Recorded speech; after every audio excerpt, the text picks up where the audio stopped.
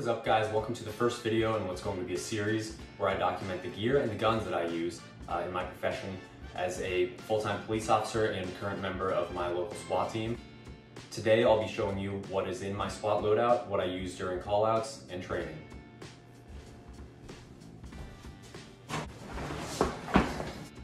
So this behemoth of a bag is what I keep in my car at all times. This contains all of my gear, no guns, just a vest, my IFAK, everything that I would need to actually wear during a call out or during training. So let's get into it. I'm going to be showing you the side pockets first. So in this side pocket over here is where I keep my boots. They are Under Armour zip up boots. These are ones that are actually fairly new, but these things can take a beating. I love these. I wear these on patrol as well. They're phenomenal. By the way, nothing in this video is sponsored. This is just the gear that I choose to wear. In this left pocket here, what we have is my uniform, essentially.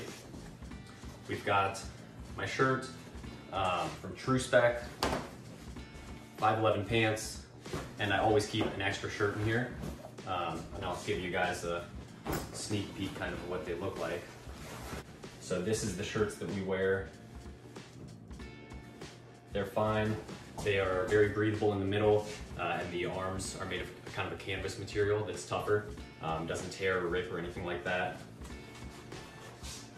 All right, guys, let's get into the meat and potatoes of the bag, what I wear on my body during call out and during our trainings. So first up, we have the actual belt, our duty belt, our combat belt, whatever you want to call it. This is a 511. It's got kind of a snap feature here, slides apart, slides back together, and secures. I keep a tourniquet on my belt as well as in my IFAK, just so I have the easiest access to a tourniquet if I do need it. Got all my belt keeps tied on here for easy access. That way I don't have to go digging through my bag whenever I'm trying to get all my stuff on to get to a call out as fast as possible.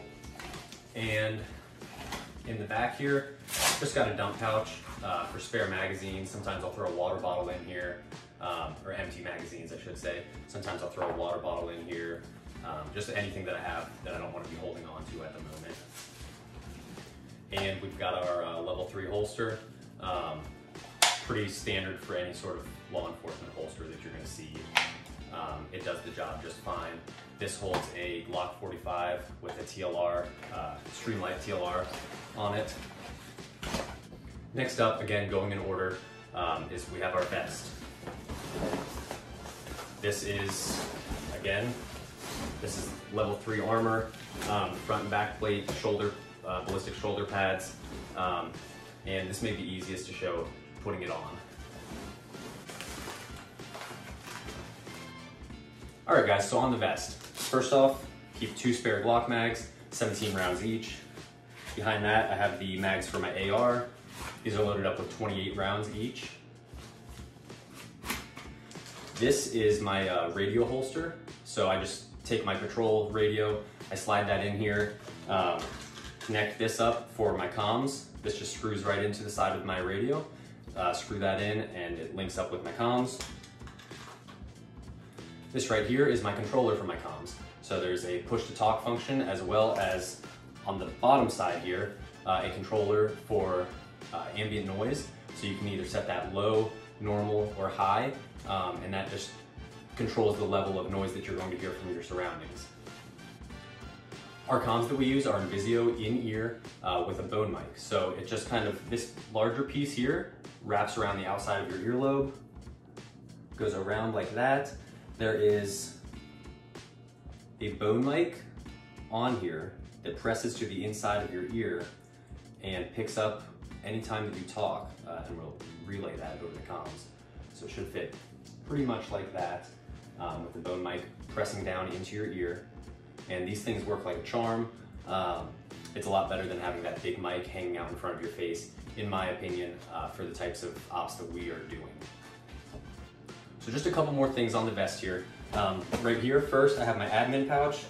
In here, I'll throw my cell phone, wallet sometimes.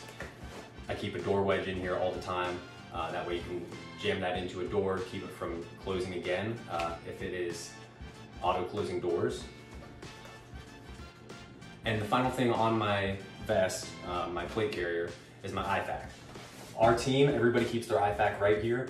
This is for our medics to use on you. Each person carries their own medical equipment on them. So I will take this off. It's not easy for me to access. It's meant for the medics to access. So I will take this off and show you guys what's in there.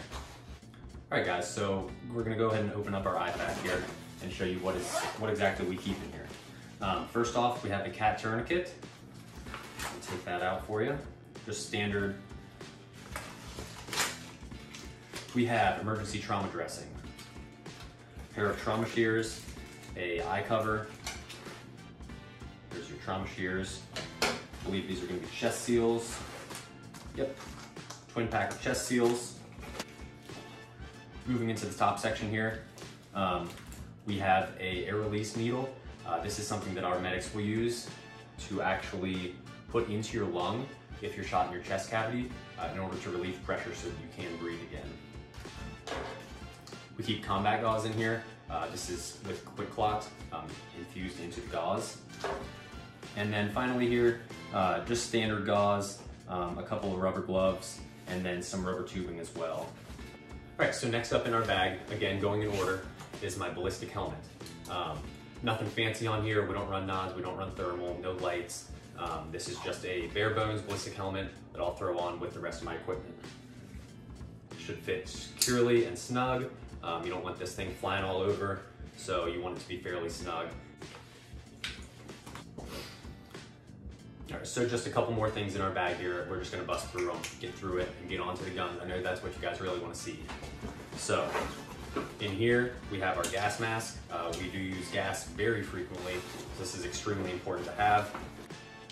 If you've never used a gas mask before, I've got this set up the way that you should have any gas mask set up, to where the strap is over top of the front. You can throw this thing on, flip it over, check your seal, and as long as that suctions to your face, you should be good to go. Finally in here, my inner belt, a pair of goggles. I don't wear these very often. I normally just use regular shooting glasses whenever we go into a house, but we do have these if needed. These are full coverage goggles, all the way around your eye. These are made by Upheld. So the only other things that I keep in here are just a couple extra mags, 2 extra mags, one in a mag holder that I can put onto a vest or onto a belt, and a rain jacket that I can actually throw on as a base layer underneath my vest to try to keep my skin, keep my body a little bit dry and stay warm in those cold and rainy conditions. And this is just a very standard rain jacket. It's lightweight, it does its job, it keeps the rain off you. So now that we've finished going through the bag, let's get on to the guns. So we're here with the guns. First things first, I got a 42-inch plain oak hard case, weatherproof with a pressure seal. This thing locks up nicely. It's got a handle here. I can tie this down with a bike lock. Nobody's getting to it, at least not very easily. So let's unlock this thing and get into it. So first of all, this case has cutouts for everything. I've got my pistol here, I've got my rifle here, some extra mags here. These cutouts are fantastic. They keep everything secure, nothing's getting jostled around on the way to a call or during training, throwing it around at the range. So getting into our sidearm first, we carry a Glock 45, 17+1, 9mm. Clear and safe for all you Karens out there. I have a TLR-1 high lumen on here. It's fantastic, extremely bright. This gun is phenomenal. It shoots fantastic. I've probably got 2,000 to 3,000 rounds just through this one. I carry the same gun on patrol, and I've probably got 4,000 or 5,000 rounds through that. This gun shoots great. I love it. If I could fit this on my body for my concealed carry, I would.